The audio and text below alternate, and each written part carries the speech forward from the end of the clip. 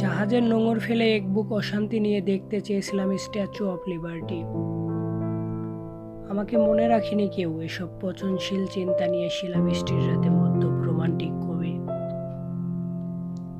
৬০-৭০ বছরের ছোট্ট এই জীবনে একটা রাত তাহার সঙ্গী হতে চেয়েছি। আমি কখনো সমঝোতা করিনি কারো যশ খ্যাতি কিংবা নতজানু প্রথার কাছে।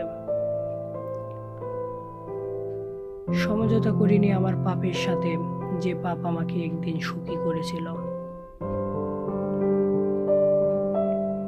হয়তো তখনও ফেব্রুয়ারি মাসে ইয়োসেমিটি পার্কে উঁচু পাহাড় হতে ঢলে পড়বে আগুনের ঝর্ণা। এক নদীর জল অন্য নদীতে গিয়ে ঠিকে সব আবার শান্ত হবে একদিন। শান্ত হবার আগে লোমবার্টির গোরস্থানে জমিন শূন্যতায় পোড়াতে হয়েছে অগণিত লাশ। পাখির মতো তারা চেয়েছিল ওপরে তৃষ্ণার জল। শান্ত হবার আগে তারা নেড়েছিল হাত দিয়ে জীবনের সার কথা, কাউকে না পাওয়া তাদের ক্রন্দনে। কেঁপেছিল অক্সিজেন মাস্ক, আইসিইউর দেওয়াল ঘড়ি, দূরে দাঁড়িয়ে থাকা পাষাণের হৃদয় কেঁপেছিল।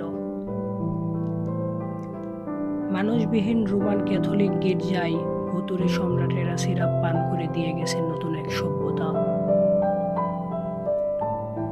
রোম যখন আগুনে পড়েছিল, কথিত আছে Nero played fiddle while Rome was burning.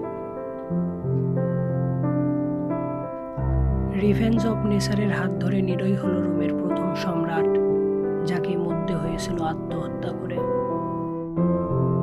আজ রোমের খালি রাস্তায় ক্যাথলিক গির্জায় একা সাদা কাপড়ে অসহায় পোপ। বাস স্টেশনের পাশে মরে পড়ে থাকা মানুষেরা বোধহয় চলে যাবার আগে জল চেয়েছিল খেতে, কে জানে।